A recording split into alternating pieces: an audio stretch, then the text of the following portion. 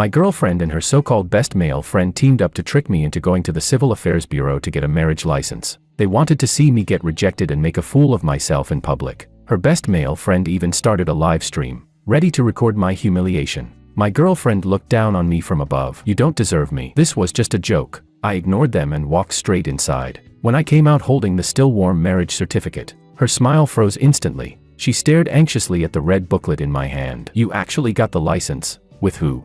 Chapter 01. June sunlight was so scorching it felt like it could melt the ground. I stood at the entrance of the Civil Affairs Bureau, feeling the blood in my body evaporating bit by bit under the blazing sun. Lily, my girlfriend of 3 years, was clinging to her so-called best male friend, Kevin, with a perfectly rehearsed smile on her face, one mixed with pity and mockery. "Marcel, you didn't seriously think I'd get a marriage license with you, right?" Her voice wasn't loud, but every word was like a poison blade stabbing straight into my heart. "Look at you. Do you even have $500 to your name? A man of mine can't be some broke loser." Next to her, Kevin, the slick-haired, overly groomed rich boy, was holding up his phone. The camera was pointed at me, and I could clearly see the bullet comments flying across the screen. "Ha ha ha. The streamer's killing it. Best public humiliation of the year. Look at his dumb expression. Pathetic. A toad dreaming of eating swan meat. He deserves the embarrassment." Kevin's grin grew even more smug. He leaned closer to the camera, exaggerating his mouth movements. "Guys, you seeing this? This is reality. No money. Even breathing is a mistake." Lily bathed in the attention like it was applause she'd been craving. She lifted her chin like a proud peacock and delivered her final verdict. "You don't deserve me. Getting a license with you was just a joke. Kevin and I are the real perfect match." I looked at them, looked at the face I had kissed countless times, now twisted with cruelty and disdain. 3 years of love, and it turned out to be nothing but a meticulously planned joke. I could even recall how last night she had looked at me with false anticipation, telling me she had a surprise for me, and I must bring my household register to the Civil Affairs Bureau today. So this was the surprise. A public humiliation show, with tens of thousands of netizens watching her grind my dignity into dust. I said nothing. Lava-like fury churned in my chest, threatening to burn me alive from within. I only looked deeply at Lily once, then turned around and walked toward the entrance of the Civil Affairs Bureau. Step by step, under their stunned gazes, their unrestrained laughter rang behind me. "He actually went in. Ha ha ha. What does he think he's doing? Marrying the heir? Don't bother with him. Let him embarrass himself in there. We'll keep streaming. Wait till he comes out crying." I didn't look back. Inside, the air conditioning was frigid, coolness seeping into my pores, but none of it could extinguish the fire in my chest. I didn't know what I intended to do. I just refused to let them see even a shred of humiliation from me. I drifted around the hall like a ghost until a cool, clear voice spoke beside me. "Sir, are you also here for a marriage registration?" I turned my head, and saw a face that could make every flowery adjective in the world lose its meaning. The woman wore a perfectly tailored white suit dress. Her long hair was tied up, revealing a slender, porcelain white neck. Her features were so exquisite they looked sculpted by God himself. But her eyes held a distant coldness, keeping the world far away. She seemed to be waiting for someone, and that someone hadn't shown up. I nodded without thinking. She studied me for a few seconds, her gaze calm and unreadable. Then she said something I still find unbelievable to this day. "Your partner didn't show up. Mine didn't either. How about we go through with it together?" I froze. I thought I was hallucinating, but she didn't care about my shock. She calmly took a household register out of her Hermes purse and placed it on the seat beside her. "My name is Oriana Torres. I need a marriage. And you, it seems, need one too." There was no hint of joking in her tone, only professional, matter-of-fact decisiveness. I looked at her, then thought of the disgusting faces waiting outside. A surge of vague, indescribable impulse, mixed with the fury of betrayal and the reckless resolve of having nothing left to lose, rushed straight to my head in an instant. "Okay," I heard myself answer her in a hoarse, almost unrecognizable voice. What followed felt as fast and unreal as a dream. Taking photos, filling out forms, taking the oath. When the staff handed those 2 red booklets with gold lettering to us, I was still in a daze. So, we were married. Married to a stranger I had known for less than 10 minutes.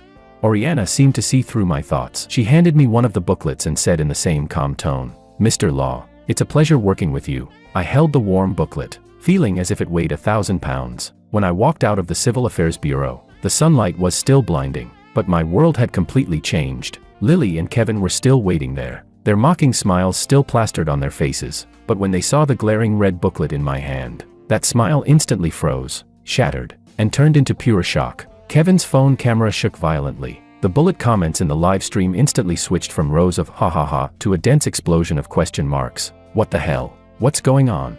What's that in his hand? A marriage certificate? No way. It's fake, right? Photoshopped. Streamer. Zoom in. Hurry. Lily's face drained of color in an instant. She stared at the red booklet in my hand, her voice so sharp it could slice the air. Marcel, you really got married? With who? Her voice was filled with disbelief, and a kind of panic she didn't even notice herself. I didn't answer her. I simply gave them a disdainful glance, the kind one gives to two clowns jumping up and down. Slowly, I opened the marriage certificate just enough for a corner to show. The faint red stamp and the blurred photo flickered under the sunlight, but I intentionally didn't let her see the other face clearly. I wanted her guessing. I wanted her losing her mind. Just then, a sleek, understated black sedan slid silently to a stop in front of me. I didn't recognize the logo, but it clearly screamed expensive. The window rolled down, revealing Oriana's stunningly cold and beautiful face. She didn't spare Lily or Kevin a single glance, as if they were no more than insignificant specks of air. Her eyes landed on me. Her voice was calm but carried an unmistakable authority. Mr. Law, it's time to go. She tilted her head slightly, signaling me to get in. Throughout the entire process, she completely ignored the two people frozen stiff beside us. Lily stared blankly at me walking step by step toward a luxury car she couldn't even name. The public humiliation show she had meticulously planned had slipped out of her control entirely, turning into a deafening slap across her own face. Kevin's live stream had already lost its mind. What the? This is the plot twist of the century. Who is that woman? She's gorgeous. The aura. This is what I call a real reversal smackdown. Look at the ex's face, it's green. Dude is a legend. Full marks for this move. Someone calculate the ex's psychological damage.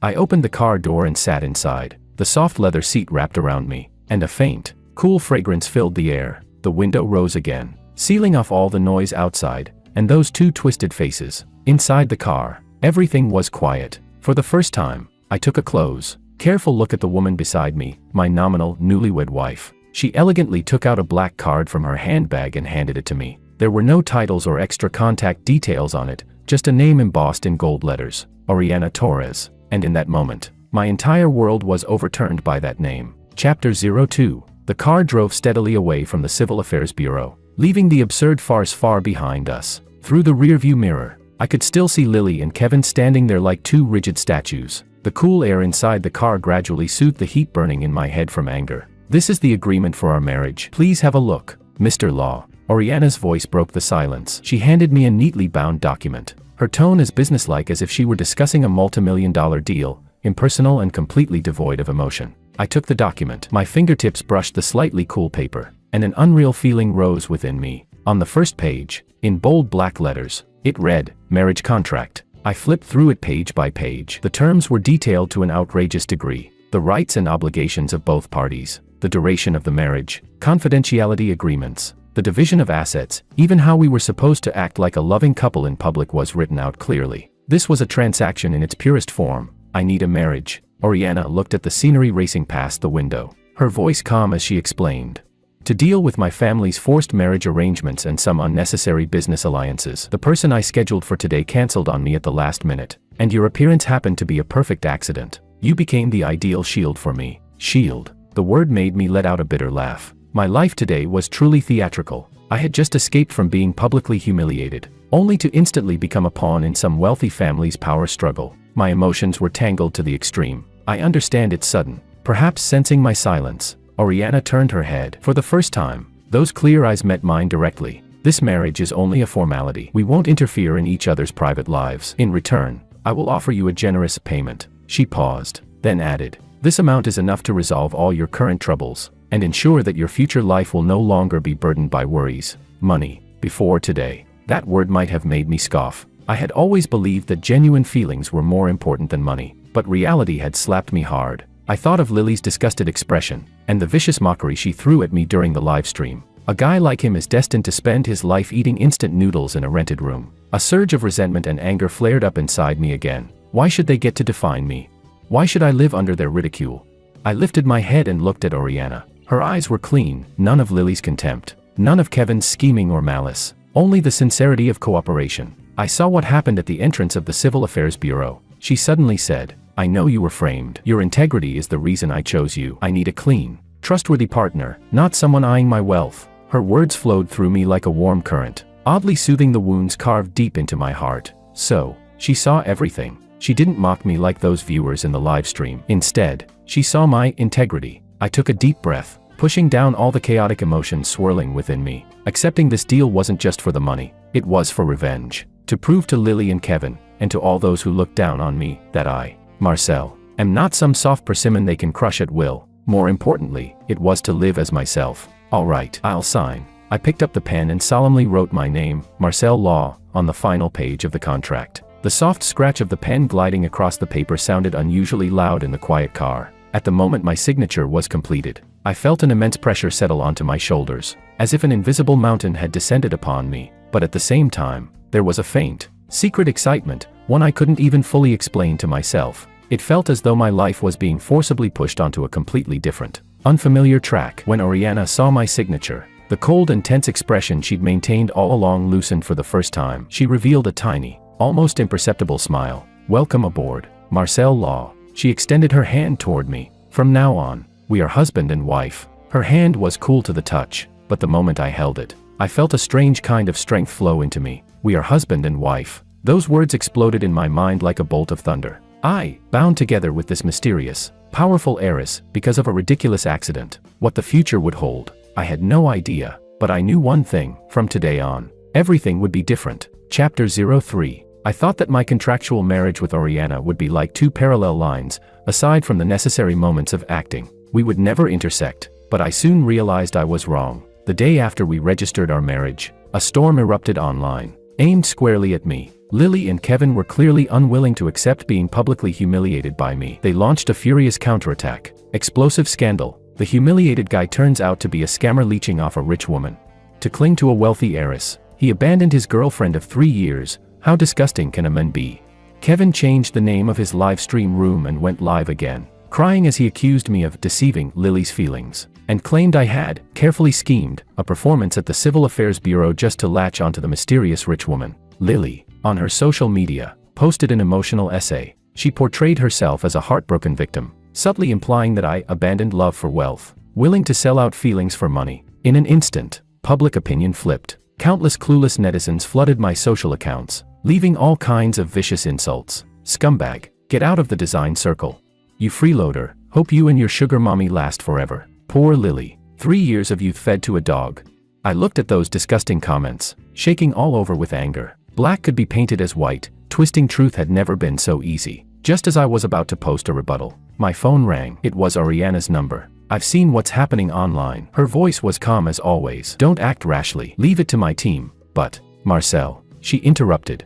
"Remember, we are husband and wife now. Any attack on you is a provocation against me. This is part of our contract. Protecting your reputation is protecting my own choice." Her words instantly calmed my restless heart. Before I even had time to digest the deeper meaning behind her statement, the counterattack online had already begun silently. First, a screenshot of a WeChat conversation between Lily and me, taken shortly before our breakup, was exposed by a major entertainment influencer with millions of followers. In the screenshots, Lily explicitly said she no longer had feelings for me and openly hinted at her ambiguous relationship with Kevin. The most fatal part was a conversation between her and Kevin. The content was precisely how they plotted the Civil Affairs Bureau humiliation setup, intending to make me lose face publicly and destroy my reputation. "Lily, tomorrow we must make sure Marcel, that useless loser, gives up completely. Kevin, don't worry, babe, I've arranged everything." With tens of thousands in the live stream watching him embarrass himself, he'll never be able to show his face again. Once the evidence came out, the internet was in an uproar. Before netizens could even process this shocking reversal, more damaging revelations surfaced one after another. Kevin's chaotic private life, flirtatious chat logs with multiple women, screenshots of Lily badmouthing her own friends in her private group chat, being viciously judgmental and manipulative toward people around her. Right after that, a high-definition surveillance video from the entrance of the Civil Affairs Bureau was released. In the footage, Lily and Kevin's condescending mockery, my lonely figure turning away, and the distorted shock on their faces when I walked out holding the marriage certificate. Everything was recorded with absolute clarity. The truth was presented to the entire internet in the most irrefutable way possible. Those who had been furiously cursing me just hours earlier instantly turned their aim toward Lily and Kevin's social media. Holy shit, biggest plot twist of the year. Turns out the real clowns were you too. So disgusting. Plotting to humiliate your ex and then pretending to be the victims. This shameless pair deserves each other. A scheming femme fatale wannabe and a pretentious playboy, may you both explode on the spot.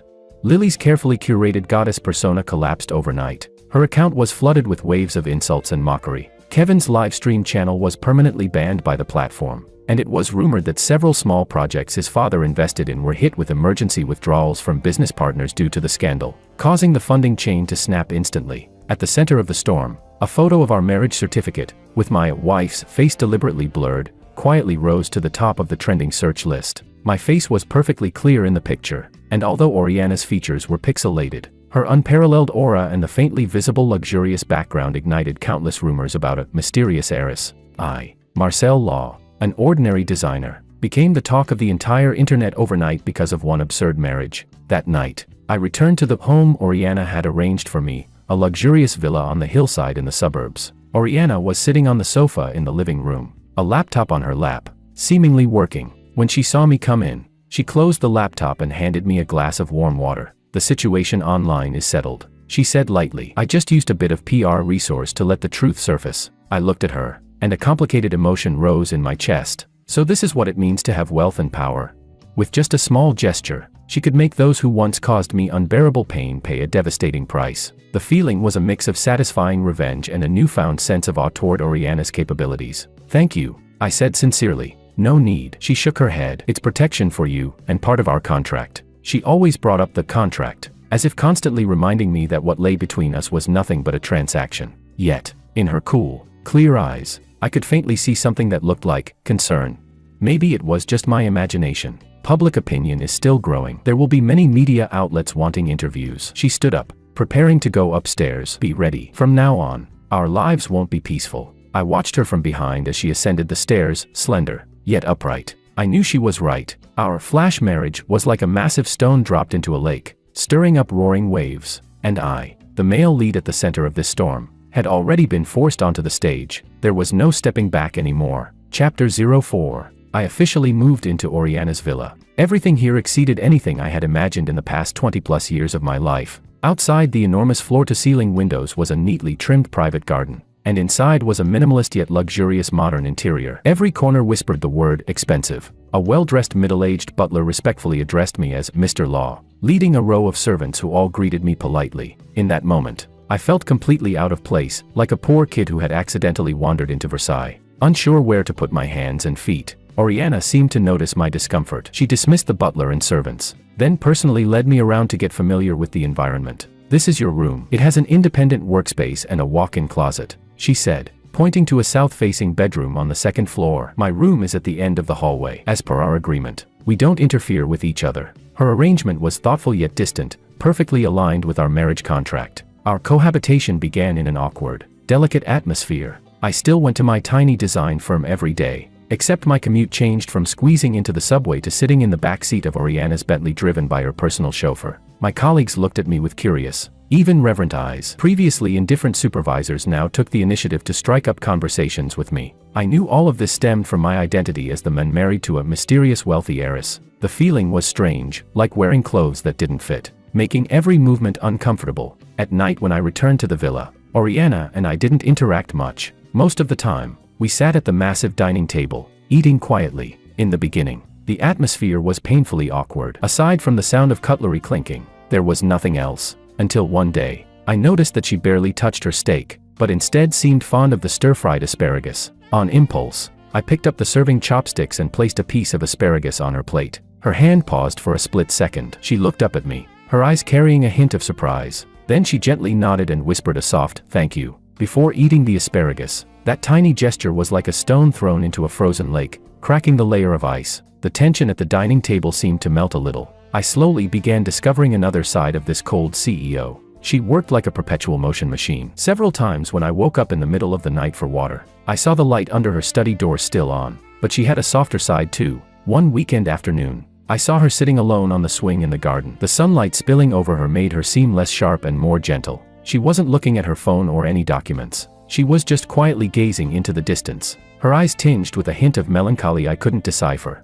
I didn't disturb her. I simply brewed a cup of hot tea, placed it on the stone table beside her, and quietly walked away. When I glanced back, She had picked up the tea and taken a small sip. In that moment, I seemed to catch a faint warmth in her eyes. Our conversations also started extending from the dining table to our work. One of my design proposals hit a bottleneck, and I was stuck on a detail I couldn't figure out. During dinner that night, I casually mentioned it. To my surprise, after hearing the problem, Oriana actually offered me an entirely new perspective from a business operations standpoint. Your design has a natural charm, she said, but when it comes to user experience and commercial conversion, you can be bolder. For example, this entrance, if you connect it with our online mall and make an interactive link. Her words hit the mark with surgical precision, and suddenly everything clicked for me. It was the first time I realized she wasn't just a powerful woman leading a massive business empire, she was someone with extraordinary commercial insight and a visionary mind. My respect for her grew naturally. Our relationship quietly shifted amid all these small daily details, from initial awkwardness and restraint,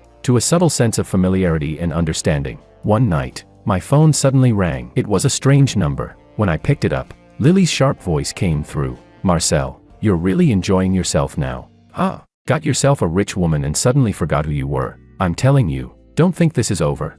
Her voice was full of jealousy and bitterness, as if she wanted to use our past to threaten me. I didn't even bother replying. I simply hung up, cold and indifferent. As I lowered my phone, Oriana was coming down the stairs. She seemed to have heard something, and her gaze lingered on my face for a few seconds. She didn't ask anything, but the next day, I noticed the villa's security system had been upgraded yet again. Outwardly, we still played the role of a loving couple. Occasionally, when paparazzi were tailing us, Oriana would naturally wrap her hand around my arm, a perfectly measured smile on her face. At several unavoidable family gatherings, she handled the elders' probing questions about my identity with effortless grace, shielding me completely. My heart swung back and forth between awkward performance and genuine emotion. I could no longer distinguish which moments were acting and which were real, until one day, when I accompanied her to an internal celebration banquet for the group. At the banquet, she was like a queen, effortlessly gliding between business tycoons, conversing with poise, radiant and composed. But after the event,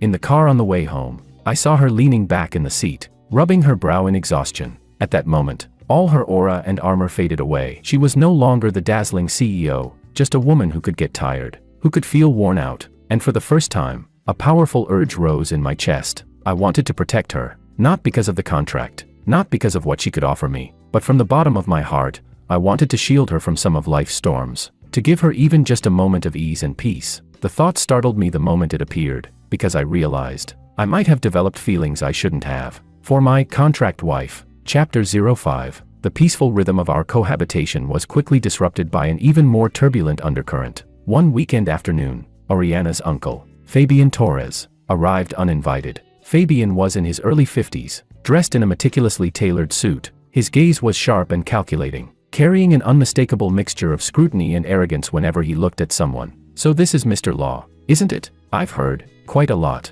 He gave me a handshake with a fake smile, the kind that carried the subtle force of a power play. Oriana's taste grows harder and harder to understand. There are so many eligible young men from matching families, yet she chose, well, you, a designer. The contempt in his voice was practically dripping. I felt my dignity being stepped on in the most understated and merciless way. You're joking, uncle. Oriana's voice sounded at the perfect moment. She walked down the stairs and naturally wrapped her arm around mine. Marcel is the husband I chose myself. I know his talent and character better than anyone. We are very much in love. She pushed me to the front, forcing me to face the pressure of the powerful family head-on. It was the first time I genuinely understood how much harder it was to be the son-in-law of a wealthy family than I had ever imagined. I forced out a stiff smile, trying to imitate Oriana's grace as I dealt with this old fox. Uncle Torres flatters me. Marrying Oriana is the greatest fortune of my life. Fabian stared at me deeply, as if trying to dissect me from the inside out. He clearly didn't believe our love story. In every remark,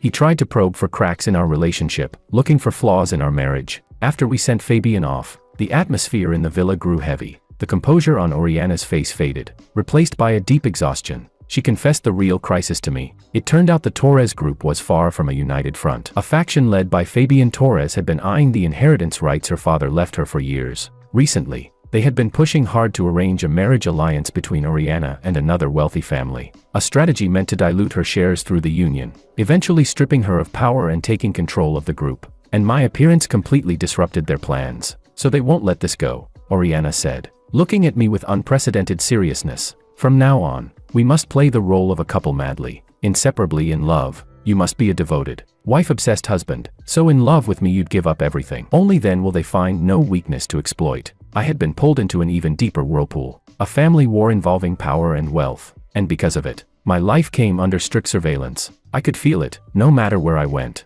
It seemed like a pair of eyes was always watching me from the shadows. Fabian's people, like ghosts, tried to dig up evidence of our contract marriage. Under that overwhelming pressure, Oriana and I, the fake couple, were instead forced into becoming increasingly close. I began to learn more about her. I learned that although she appeared strong on the outside, she needed sleeping pills every night just to fall asleep. I learned that she despised the cold calculations and transactional relationships within her family. I learned that the reason she chose me, an outsider, was precisely because of something those wealthy heirs lacked, a kind of genuine cleanliness. At a formal family banquet one night, Oriana's aunt, a wealthy lady dripping in jewels, publicly questioned my background in front of all the relatives. Oriana, your aunt has to tell you, marriage isn't a game. Choosing someone from such an ordinary background, what help can he be to the Torres family business? Don't tell me you've been fooled. In an instant, every pair of eyes focused on me. In that moment, I felt like an item placed on display, judged, evaluated, dissected. Anger burned in my chest, but I forced myself to hold it down. I remembered the lines Oriana had taught me beforehand. With a gentle and humble smile, maintaining dignity, I replied, "Aunt, you're right. My background is indeed ordinary. I can't offer Oriana direct help in business, but precisely because I have nothing, what I can give her is the purest. I can give her all my love, a warm home, and a harbor she can return to after fighting her battles outside, somewhere she can rest at ease. I believe these things might be more important than any business alliance." My words left everyone stunned. The sharp-tongued aunt turned pale, then flushed. Unable to say a single word for a long moment, Oriana tightened her grip on my arm slightly, and on her face appeared a rare, genuine smile of approval. After the banquet, in the car on the way home, she thanked me for the first time. "Thank you for today." Then she did something I never expected. She took the initiative to hold my hand. Her hand was still cool, but this time, beneath that coldness, I could clearly feel a sense of real trust and dependence. At that moment, my heart skipped a beat. "Fabian's goal isn't just to force me into a marriage alliance," she said quietly, looking out the window. "What he truly wants is the entire Torres group. He's driven away everyone who could help me, and now, he sees you as the biggest and the last obstacle by my side." I tightened my hold on her hand, feeling a heavy responsibility settling on my shoulders. I realized this marriage that began as an accident was far more dangerous than I had imagined, and far more capable of pulling me deeply into its center. I was no longer just a pawn, no longer just a shield. I had become her only ally in this wealthy family war. I looked at her tired profile and told myself silently, "Marcel, you can't back down. You must protect yourself, and this woman who pulled you out of the mud, yet also dragged you into an even greater storm, because now, you are husband and wife, even if only in name." Chapter 06. Just as I was giving my all, preparing to face the internal storms of Oriana's family with her, Lily and Kevin, those two clowns I'd long tossed out of my life, jumped out again. Unwilling to accept their downfall, they resurfaced after a period of silence with even more vicious revenge. This time, they got smarter. They hired large numbers of paid trolls to anonymously spread even nastier rumors across major forums and social platforms, digging into the life of Marcel, the gold digger who married into wealth, suspected domestic abuser. Ex-girlfriend reveals, Marcel assaulted her multiple times and faked a marriage to manipulate a rich woman's sympathy. The so-called mysterious heiress is just a pitiful outcast abandoned by her family, using a puppet husband to keep up appearances.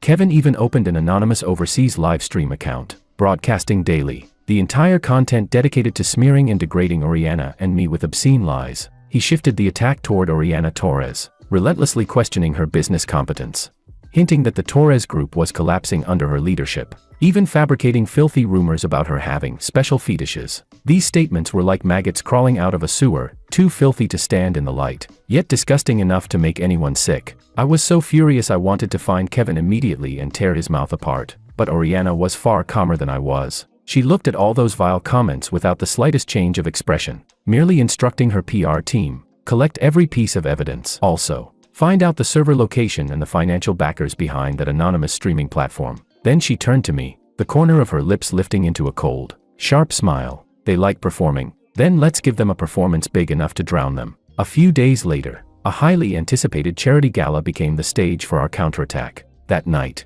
Oriana purposely wore a dress I designed for her, a moon-white gown, minimalistic yet ingeniously crafted, perfectly highlighting her cool and noble aura. When she walked onto the red carpet with her arm linked through mine, every single camera instantly turned toward us. President Torres, is the gentleman beside you the rumored Mr. Law?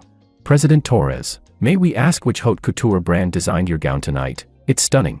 Oriana stopped, turning toward the sea of flashing cameras with a composed smile. The person beside me is my husband, Marcel. She paused, glanced at me, her eyes filled with affection and pride. As for this dress, it isn't from any couture brand. It was designed by my husband. He's an exceptionally talented designer. Her words spread across the entire internet through the live stream. For the first time, my identity and talent as a designer received public recognition, and at the highest level. In that moment, standing beside her, I felt power surge through me. Halfway through the gala, Lily and Kevin, just as we had predicted, showed up unexpectedly. Somehow they sneaked in through connections, and like two rabid dogs, they rushed toward us, trying to create chaos. Marcel, you ungrateful traitor. Lily screamed hysterically, pointing at me with a shaking hand. You were the luxury brands she bought you and dare forget the days you lived off me. Kevin, meanwhile, fanned the flames. Everyone look, this man deceived President Torres. He's a complete and utter con artist. The venue erupted in murmurs. Guests and media stared at the four of us, eyes filled with curiosity and anticipation of a scandal. But facing their accusations, I wasn't shaken at all. Oriana didn't even bother lifting her eyelids. She gracefully sipped her red wine. I looked at the two deranged figures in front of me, then reached into my pocket and pulled out my phone. I pressed the play button. A clear audio recording, connected to the venue's sound system via Bluetooth, echoed throughout the entire banquet hall. It was Lily and Kevin's conversation, the complete, unreleased recording of them plotting how to humiliate me. Kevin, babe, you really planning to dump that broke loser Marcel for good? Lily, what else? Staying with him. When will I ever get to carry a Hermes bag? And the Porsche you promised me, when will you get it for me? Kevin, ha ha ha. As long as you play your part well tomorrow and make Marcel lose face in front of the whole internet. Forget the Porsche, I'll buy you whatever you want. Lily, deal. I've had enough of his fake integrity. A pathetic nobody designer, he really thinks he's someone. And the recording continued, with something even more chilling. Kevin, by the way, did you get his competition design draft? Lily, got it. It was in his computer. I've already sent it to you. Are you sure you can tweak it and submit it as your work? Kevin, relax. I'll have someone modify a few details. No one will notice. A nobody with no background like him, even if he finds out. What can he do? When the recording ended, the entire banquet hall fell into a grave silence. Everyone stared at Lily and Kevin, now pale as chalk, with disgust and shock. The evidence was damning, undeniable. This wasn't just emotional betrayal, it involved commercial plagiarism and fraud. Security. Oriana finally set down her wine glass, her voice icy and emotionless. Two tall security guards stepped forward, each grabbing one of the now collapsing Lily and Kevin. I'm not leaving. Marcel, you can't do this to me. Lily screamed, still making a futile last struggle. I looked at her, with no anger left, only cold indifference. As they were dragged out, Oriana rose and stepped toward the media. She picked up the microphone and spoke clearly into every camera. I, Oriana, president of the Torres Group, hereby make a formal statement. Any defamation or attack directed at my husband, Mr. Marcel Law, or toward the Torres Group, we reserve the right to pursue full legal action. As for the two individuals just escorted out, I trust the law will deliver a fair judgment. Her voice was powerful, unyielding, authoritative. The next day, the news exploded across every platform. Rich Air Steel's designers worked to win award, officially under criminal investigation. Scheming woman and her lover plot to frame ex-boyfriend. End up humiliating themselves, public persona destroyed. Kevin and his father's company saw their stock price plummet overnight, on the brink of bankruptcy due to the scandal. Lily, too, was summoned by police for involvement in fraud. They used every trick they could to drag me into the abyss, and in the end, dug their own graves. This online storm that started because of me ended in the most complete, brutal way. And standing behind Oriana, for the first time, I finally understood what real power felt like. Chapter 07. After weathering the storm against our enemies together, the invisible barrier between Oriana and me seemed to quietly melt. We were no longer just contract partners living under the same roof. There was now a sense of camaraderie, of having faced danger side by side. The villa no longer felt like a cold, luxurious museum. It began to feel lived in. I remembered she disliked onions, ginger, and garlic and would remind the chef in the kitchen. She remembered I liked hand-brewed coffee and had top-grade beans airshipped from Colombia for me. One late night, after finishing a design draft, I walked out of my study and found her still in the living room, reading through a thick stack of financial reports.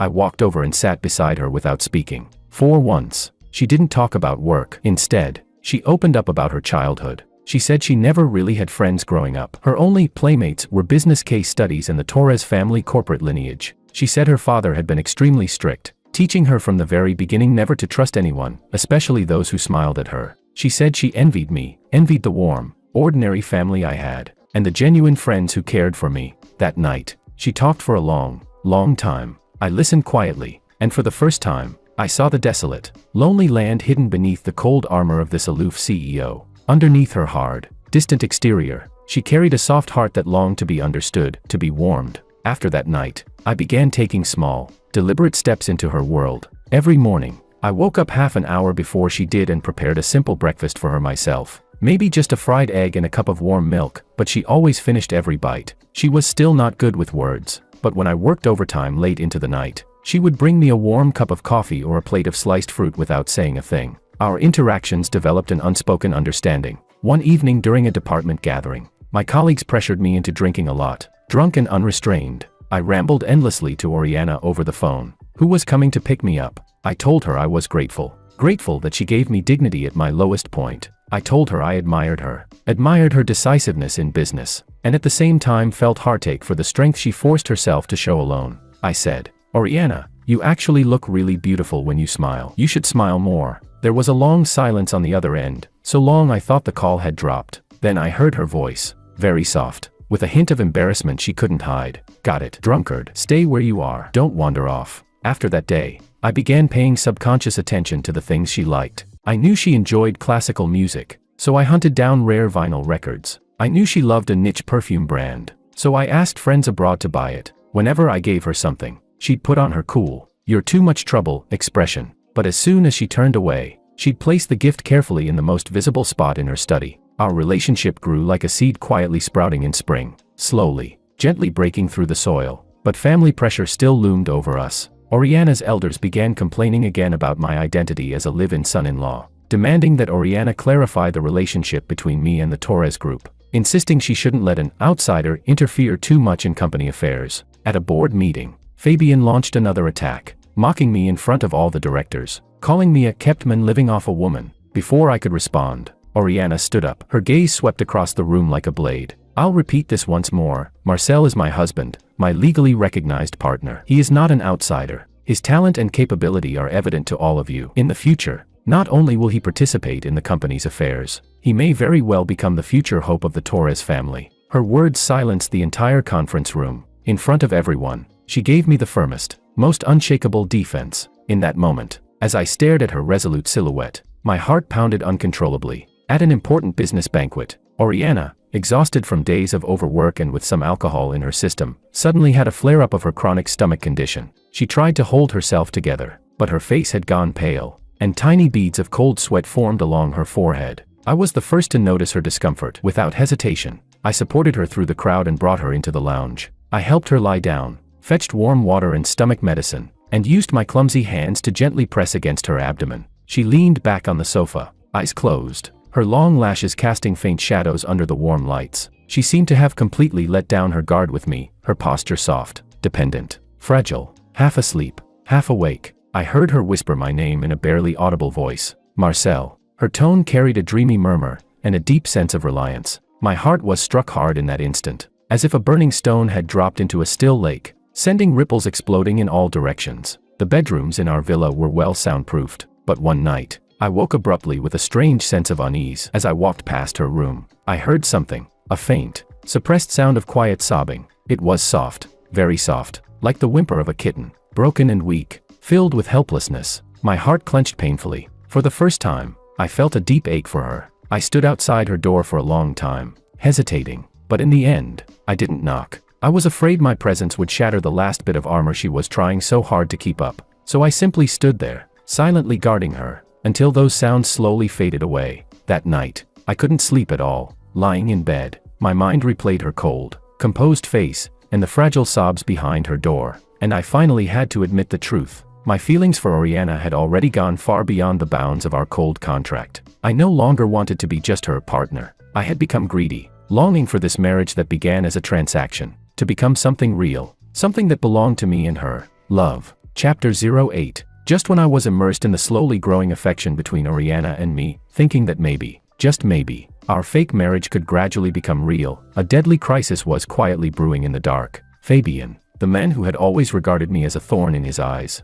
finally revealed his most vicious fangs. Seeing my relationship with Oriana deepen day by day, and watching me gain a foothold in the Torres group through my design capabilities, earning the support of several board members, he felt a threat he had never felt before. So he began plotting something far more malicious, far more direct. I found out about it by accident. Using my connections, I asked a friend, an expert in cybersecurity, to monitor some suspicious online activity related to Fabian. What my friend discovered on an encrypted dark web forum was nothing short of shocking. Fabian had contacted a notorious international arms smuggling organization through the dark web. The transaction included not only illegal goods, but a chilling task: eliminate the primary obstacle beside the current president of the Torres group. That obstacle was me. He didn't just want power, he wanted my life. When I saw those chat logs, my blood ran cold. I immediately told Oriana. After hearing it, the always composed expression on her face shattered, revealing shock and disbelief for the first time. "He's insane, he's completely insane," she whispered,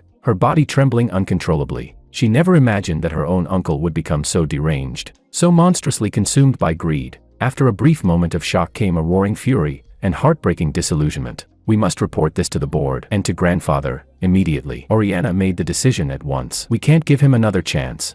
We decided to leave right away for the Torres family's ancestral residence, to expose Fabian's crimes directly to the Torres family patriarch, the stabilizing force of the entire Torres group. But we still underestimated Fabian's madness. On our way there, while driving along a remote mountain road, the crisis struck. A black SUV suddenly rammed into us from the side rear with tremendous force.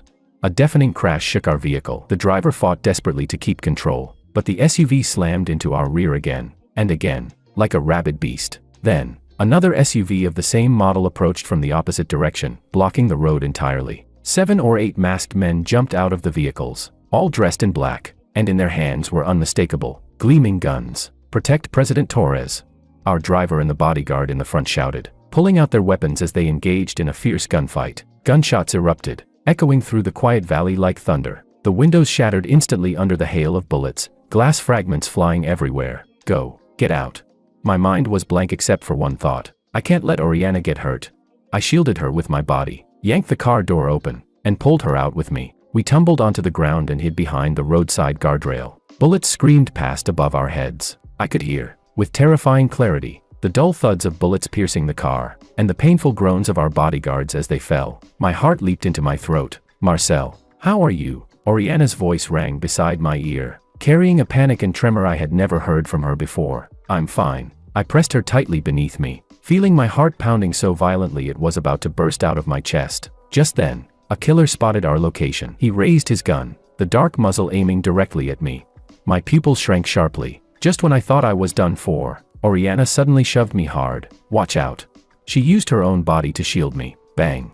A gunshot. I watched with my eyes wide open as a bright splash of blood quickly spread across the sleeve of her white suit jacket. "Oriana." I let out a hoarse, anguished scream, feeling my entire world collapse in that instant. An unprecedented fear and rage erupted inside me like a volcano. I couldn't let anything happen to her. I absolutely couldn't let anything happen to her. I didn't know where the strength came from. I suddenly leaped up from the ground, grabbed a half-human-sized rock by the roadside, and hurled it with all my might toward the gunman who had fired. The killer fell instantly, like a wild beast gone mad. I charged forward and engaged the remaining assassins in the most primitive fight for survival. I bit. I rammed my head. I used every possible method I could, fighting back with everything I had. Amid the chaos, Oriana endured the pain, pulled her phone out of her pocket with trembling hands, and dialed a number. "Grandpa, we were ambushed on the mountain road. Please come save us." Her voice trembled from blood loss and agony, yet that decisiveness and composure still remained. Luckily, the Torres family's reinforcements arrived faster than I had imagined. A dozen black cars roared in from both ends of the mountain road, surrounding the assassins completely. We were saved. I rushed to Oriana's side, staring at the blood pouring from her arm, my heart aching so much I could barely breathe. I tore off my own shirt and wrapped it tightly around her wound. "Don't be afraid, don't be afraid. I'm right here." I held her, comforting her incoherently, only to realize I was shaking even harder than she was. She leaned against my chest, her face pale as paper, yet still managed to pull out a faint smile for me. "Marcel, you were so brave just now." After saying that, she completely passed out. The ambulance sirens grew closer and closer. Both Oriana and I were rushed to the hospital. This sudden brush with death shoved Fabian's conspiracy completely into the light, and it also tore apart the last thin veil between me and Oriana, the one called contract, shredded amid blood and smoke. Our relationship, in that moment, underwent its most tragic and intense transformation. Chapter 09. In the VIP ward of the hospital, the smell of disinfectant hung in the air. Oriana lay on the hospital bed with thick bandages wrapped around her arm. Due to excessive blood loss, her face looked especially pale and fragile. I stayed by her bedside, never leaving for even a moment. For the past few days, I had barely slept. My mind replayed again and again the terrifying scene on the mountain road, and that moment when she blocked the bullet for me. Fear and heartache wove together like two massive nets, trapping me completely. Old Master Torres had visited once, a spirited elderly man whose sharp gaze was as penetrating as an eagle's. He looked at me for a long time without speaking. In the end, he simply patted my shoulder heavily. Good child. Oriana did not misjudge you. Fabian had already been restrained by the Torres family's bodyguards. With my friend's help, the evidence of his collusion with an international criminal organization and the hiring of assassins had been fully submitted to the police. Awaiting him would be the harshest punishment the law could deliver, but none of that mattered to me. All I cared about was when the woman lying in bed would finally wake up. At last, on the afternoon of the third day, her eyelashes trembled lightly, and then she slowly opened her eyes. "Water," she whispered, her voice hoarse. I immediately picked up the glass of water, dipped a cotton swab into it, and gently moistened her cracked lips. She looked at me, at my bloodshot eyes and the stubble darkening my jaw, and a hint of distress flickered in her gaze. "You haven't slept for days, have you?" "I'm fine." I held her uninjured hand, my voice thick with emotion. "How do you feel? Does the wound still hurt?"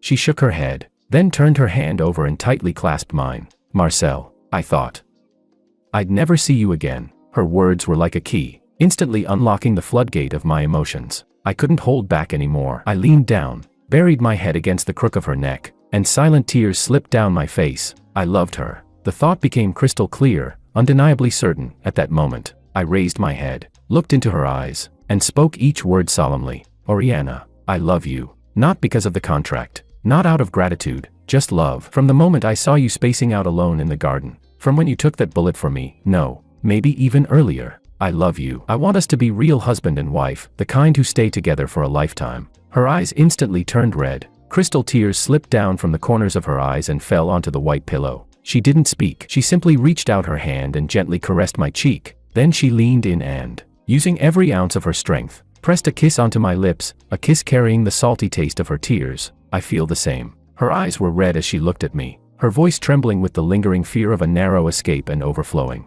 unmistakable affection. "I love you too, Marcel." At that moment, all words became unnecessary. Our contractual marriage, after surviving the test of life and death, finally transformed into real love. During Oriana's recovery, our relationship grew rapidly warmer. We no longer had any barriers or pretenses. Like all couples deeply in love, we shared everything with each other. I told her embarrassing stories from my childhood. She told me about her fearless days dominating Wall Street. We planned the future of the Torres group together and also looked forward to the future of just the two of us. After she was discharged from the hospital, we joined forces to launch a full-scale purge of Fabian Torres's power network. I used my design talent, combined with the technological resources of the Torres group, to lead the development of an entirely new smart security system with completely independent intellectual property rights. This system not only protected our personal safety, but also created an unbreakable firewall for the Torres group's core data. The project made my name rise quickly within the group and earned me genuine respect and influence. With my support,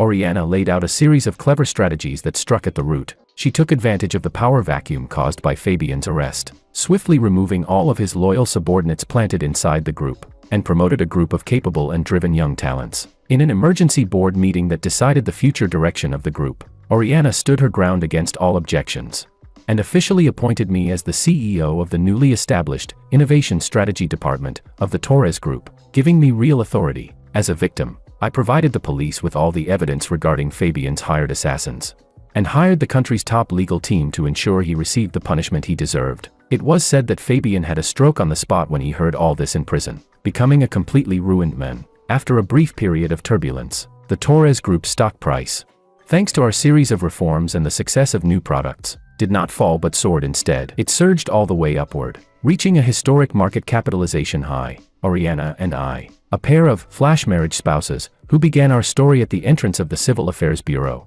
became the most legendary duo in the entire business world. Within the family, no one dared to question our marriage ever again. With our strength and our love, we earned the recognition of everyone. The shadow that once hung over our heads finally dispersed completely. Our future was bright. Chapter 10. Just when Oriana and I had finally put both our careers and our love life on the right track, ready to embrace a new chapter of our lives, two unexpected people appeared before me again. It was Lily and Kevin. Because of their previous scandals and illegal actions, the court had sentenced them to pay an enormous amount in civil compensation. Kevin's company went bankrupt and was liquidated, and Lily was labeled a tainted celebrity, banned by all platforms. Their lives had fallen from the clouds straight into the mud. That afternoon, I had just walked out of the company when they blocked me in the parking lot. After months of not seeing them, they no longer had a trace of their former glamour. Kevin's hair was greasy, his expression haggard, his eyes filled with resentment and unwillingness. Lily was even worse, so thin she was almost unrecognizable, dressed in cheap clothes, her face showing undeniable misery and despair. Marcel. Kevin spoke first, his voice hoarse. Are you satisfied now? After ruining me like this, do you sleep well every night? I looked at him and felt only ridicule. You brought this upon yourself, I replied coldly. Marcel. Lily lunged forward, trying to grab my arm, but was stopped by the bodyguard behind me. Her tears poured down instantly as she switched to her emotional performance. Marcel, I know I was wrong, I really do. For the sake of our 3 years together, can't you help me? I can't even afford rent now. She even took out an old photo of us from her bag. In the picture, we were smiling so brightly. Look at this. Have you forgotten how happy we used to be? How can you be so heartless? Yes, I wronged you, but you can't just let me die. Tearful and pitiful, she tried to portray herself as someone full of regret, attempting to morally manipulate me. A few months ago, seeing her like this, I might have softened a little, but now, all I felt inside was cold calmness. Seeing her act fail, Kevin began his own performance, except he chose threats. Marcel, don't be so shameless. You think you're somebody just because you married into the Torres family? I'm telling you, I still have dirt on you. If you don't give us some money, I'll expose everything and ruin your reputation, yours and that Torres woman's.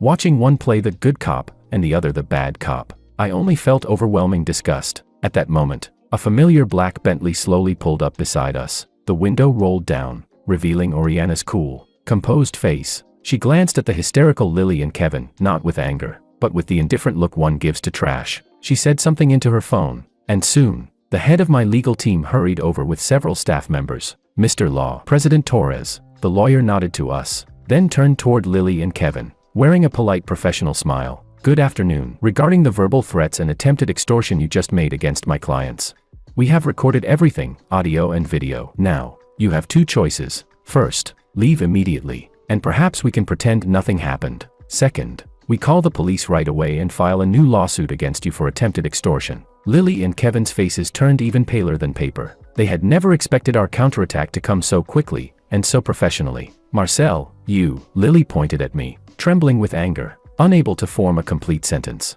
At last, I looked at them directly, my gaze carrying a coldness and finality I had never shown before. Everything between us ended the moment we stood at the entrance of the Civil Affairs Bureau that day. What you've done has long crossed every bottom line. I will never give you another chance to cling to me or hurt the person I love. The path you chose was your own. The consequences that follow, please savor them slowly. After speaking, I didn't spare them another glance. I opened the car door and sat beside Oriana. Lily and Kevin still refused to give up and began shouting outside the car, only to be firmly and mercilessly escorted away by my bodyguards and legal team. It was said that later, unwilling to accept defeat, they tried to stir up trouble in the media, but the lawyers submitted new evidence of attempted extortion, dragging them back into court with additional charges. Inside the car, Oriana held my hand and comforted me softly. Don't waste your emotions on people who aren't worth it. They're like flies, just swat them away. I nodded, watching the retreating scenery outside the window, feeling utterly calm. All the love and hatred of the past dissolved into fleeting mist in that moment. When I saw Lily and Kevin's miserable figures being taken away by the security guards, I felt no satisfaction at all, only complete indifference. They no longer deserved to occupy even the smallest corner of my world.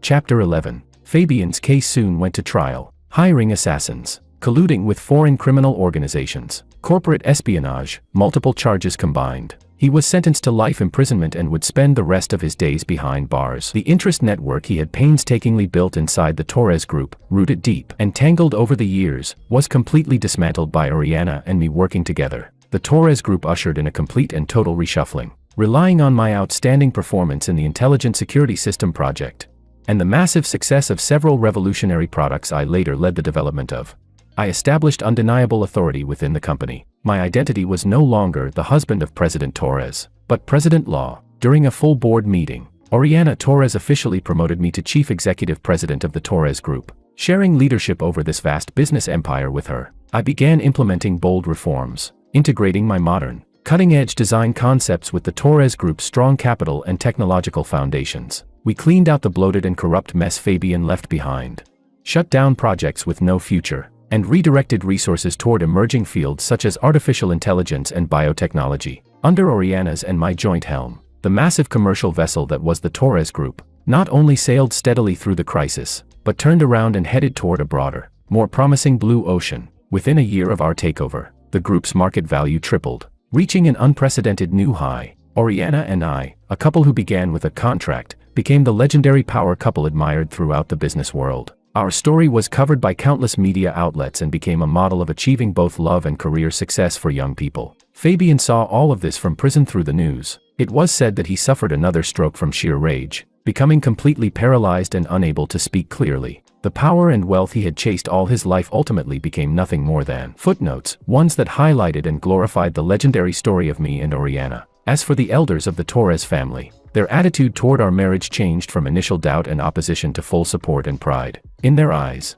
I, once a poor nobody, had proven with my own strength that I was worthy of Oriana, and worthy of the Torres family. We had truly taken hold of the future of the Torres Group. The absurd story that began with a so-called humiliation trap now seemed to have reached a perfect ending. But for Oriana and me, our real happiness was only just beginning. Chapter 12. On a sunny afternoon, Oriana and I stood on the open-air balcony of our seaside villa, gazing at the distant, deep blue ocean. The sea breeze lifted her smooth, flowing hair, and with it, stirred the endless tenderness in my heart. I gently wrapped my arms around her from behind, resting my chin in the hollow of her shoulder. "What are you thinking about?" I asked. She leaned into my embrace, a serene smile tugging gently at the corners of her mouth. She turned around and looked at me. The eyes that had once been cold as ice were now filled with starlight and overflowing warmth. She didn't speak. Instead, she took my hand and softly placed it on her flat, lower abdomen. I froze. The next second, a wave of overwhelming, indescribable joy completely engulfed me. You,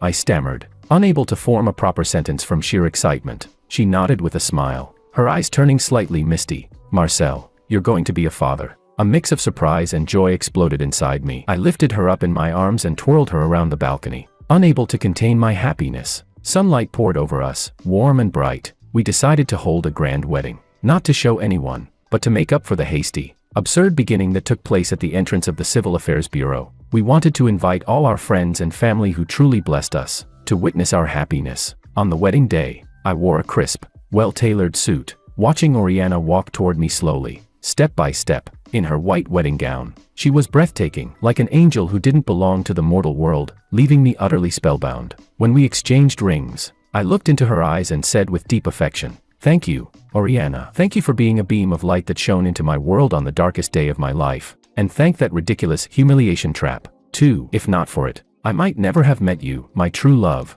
and the most magnificent gift of my destiny." She was crying as well, but smiled at me. "I feel the same. Marcel, thank you for making me believe that in this world, there really is pure love, love without any interests attached." Our child was born in the winter, a very adorable little boy, with eyes like mine, and Oriana's nose and mouth. We took on the responsibilities of parenthood together, enjoying the warmth and happiness of our little family. In my career, I continued to break new ground, leading the Torres Group further and further along the path of technological innovation. Oriana devoted more of her energy to our family and to charity. She expanded the Torres Group onto a broader, more international stage. At the same time, under both our names, we established a charitable foundation dedicated to helping young people, those who, like me, came from ordinary backgrounds, struggled through adversity, yet still held on to their dreams. Lily and Kevin had long since disappeared into the vast crowd. I heard that after being released, burdened by enormous debt, they lived in utter misery. Once, I saw a cover of a financial magazine featuring a photo of Oriana and me holding our child.